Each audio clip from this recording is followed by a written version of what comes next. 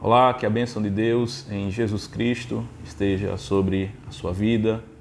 Sou o pastor Abraão Demétrios e nesse dia estarei compartilhando com você a mensagem do Evangelho de Jesus Cristo, conforme podemos observar no primeiro livro do profeta Samuel, o capítulo de número 8, o versículo de número 19 nos diz assim: Porém o povo não atendeu à voz de Samuel e disse: Não, mas teremos um rei sobre nós.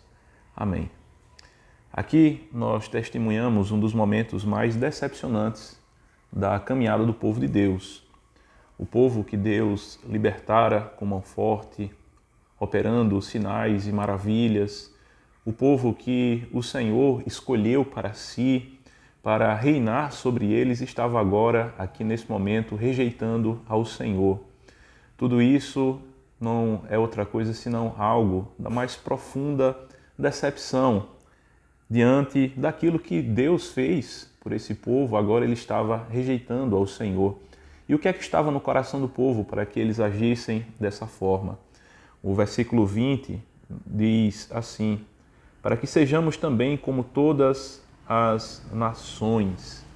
Era um amor mundano, um amor para as coisas desse mundo. O mundanismo tomou conta do coração do povo de Deus aqui nesse momento e eles estavam rejeitando ao Senhor, como é dito anteriormente nos versículos 6, 7 e 8. O Senhor vai estar explicando para Samuel que certamente aqui nesse momento, como juiz que estava administrando pela graça do Senhor, o povo do Senhor era o representante de Deus.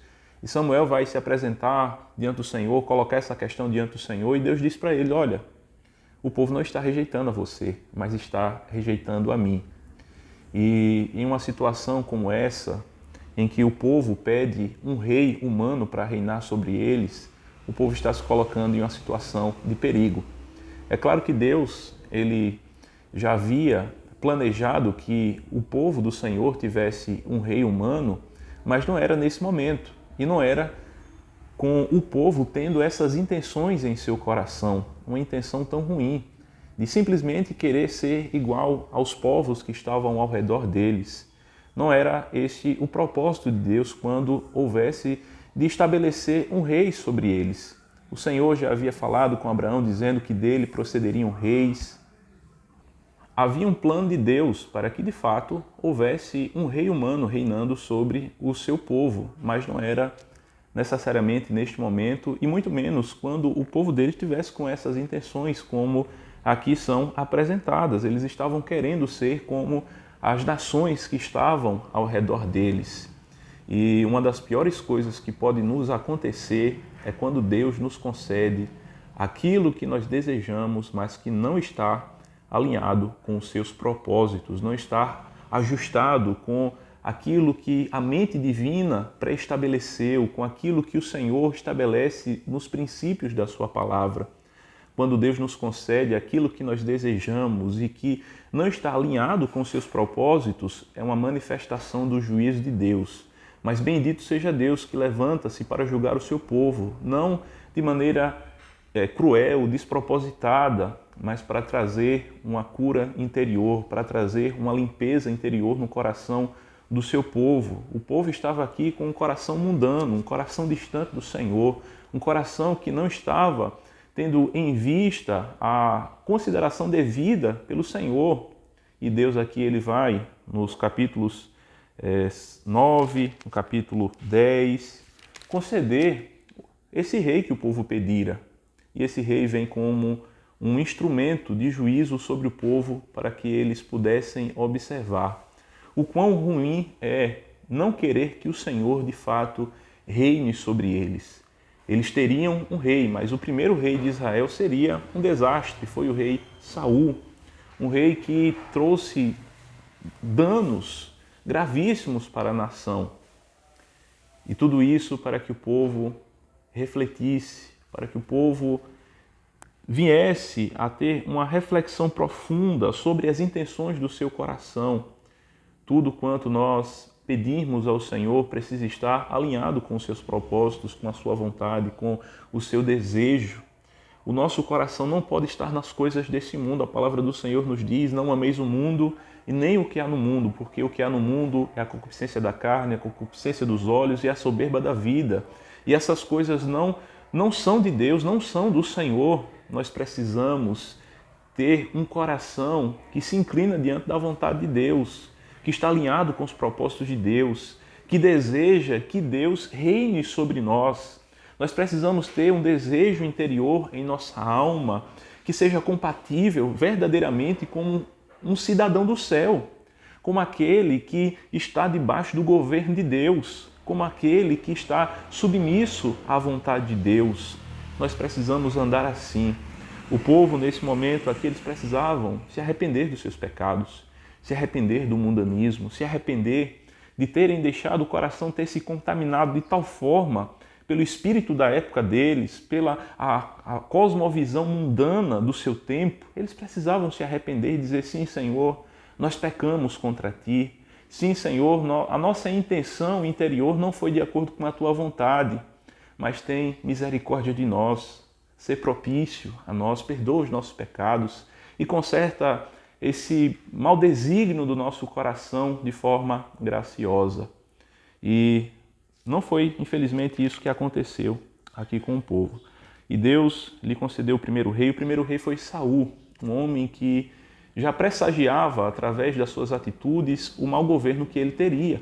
Quando ele foi proclamado rei, ele estava se escondendo entre as bagagens. É o que diz o capítulo 10, ali no versículo 22. Estava escondido, um ato de covardia, um ato de frouxidão diante da missão que ele estava recebendo.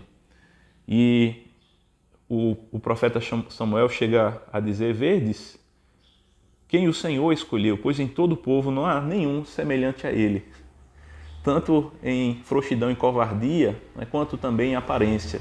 Era um homem que chamava a atenção pelo seu porte físico. Ele se sobressaía diante dos seus contemporâneos. A sua altura era maior do que todos.